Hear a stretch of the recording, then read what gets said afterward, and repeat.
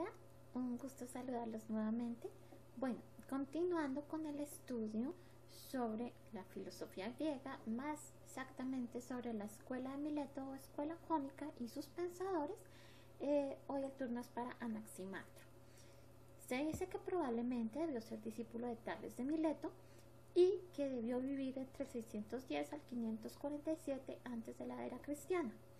Compuso un tratado sobre la naturaleza, el cual escribió en prosa, lo cual lo posicionó en el primer escrito de este estilo en esta rama de estudio en la cultura griega.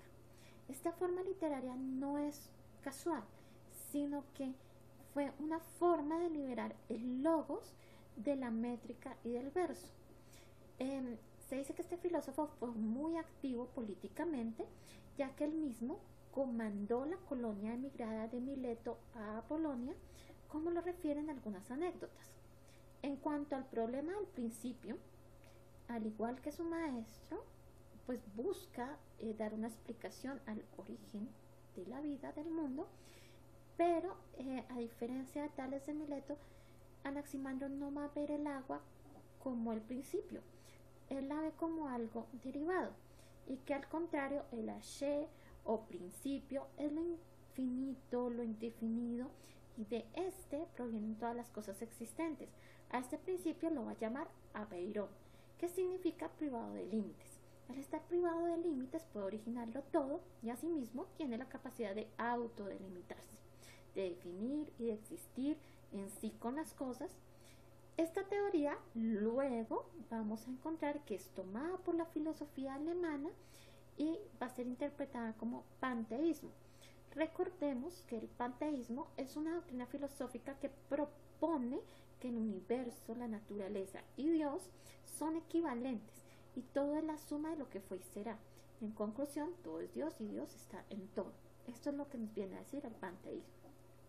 Ahora bien, Anaximandro vuelve sobre el monoteísmo cuando propone a este Apeirón como un principio, es decir, un dios que llega a ser el principio, y los dioses pasan a ser mundos comprendidos por el Apeirón, el cual es un universo que contiene galaxias que nacen y mueren, pero el Apeirón no nace ni muere. Asimismo, propone que el origen de las cosas se da en una lucha de contrarios, que buscan la dominación de unos hacia otros. Entonces se nos va a decir que el mundo se origina en una lucha entre frío y calor, los cuales son contrarios fundamentales. También nos va a proponer que la Tierra es cilíndrica, cóncava y que no necesitaba un apoyo, como lo planteaba Tales de Mileto, que nos decía que la Tierra se sostenía sobre agua. Pero pues Anaximandro nos va a decir que la Tierra es cilíndrica y cóncava, porque es la forma en que él justifica que los mares no se salgan de su lugar. También nos va a proponer las primeras ideas que vamos a encontrar sobre evolucionismo, porque este pensador va a postular que los seres vivos nacen del elemento húmedo, luego de que este mismo elemento sea evaporado por el sol, con lo cual pone al hombre y al pez como semejantes, ya que él nos dice que el hombre proviene del pez. Anaximandro no limita el origen de las cosas a uno de los cuatro elementos, o sea, él no lo limita ni al agua, ni a la tierra, ni al aire, ni al fuego, ya que él dice que limitar el origen a uno de estos elementos es admitir que la causa es la parte del todo. Asimismo, va a proponer algo que, a pesar de que hoy en día lo consideraríamos muy obvio, para su momento fue un gran descubrimiento. Y es que lo que es posible indiscutiblemente precede de algo real, pero para que algo sea real es necesario que ante todo sea posible.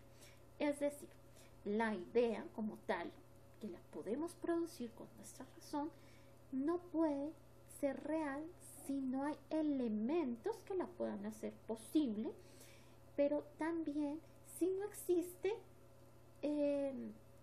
la necesidad de que esta idea exista, aunque suene extraño. Las ideas no se originan porque sí, se originan basadas en una necesidad, pero además toda idea tiene un precedente, y es que hay elementos reales que hacen que ella pueda existir. Por ejemplo, tomemos, no sé, el carro.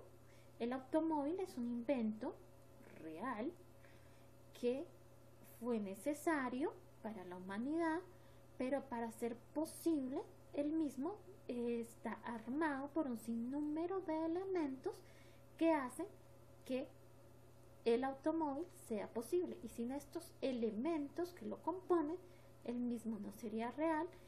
Y si no hubieran existido estos elementos, pues nunca habría sido posible el automóvil. Otro de sus aportes va a ser crear un mapa de navegación del Mar Negro. También creó en la cultura griega el uso del cuadrante solar. Algunos dicen que no fue muy versado en astronomía, pues él no estuvo al nivel de su maestro Tales de Mileto.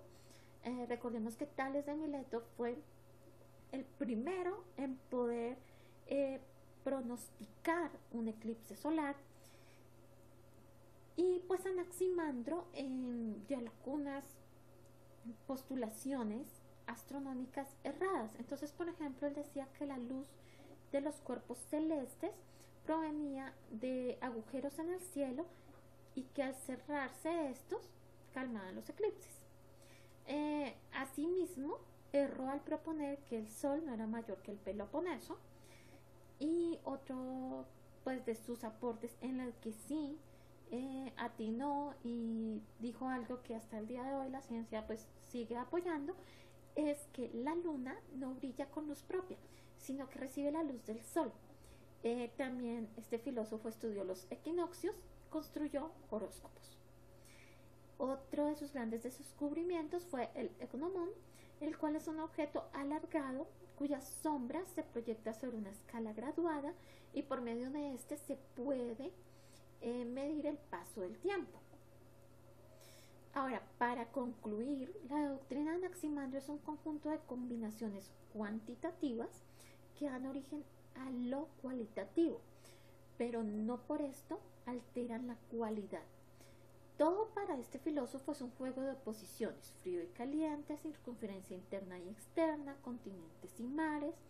Su pensamiento va a entrar en conflicto con el principio ontológico de la oposición, ya que hay un problema, y es que él siempre se limita a la cantidad y no a la cualidad.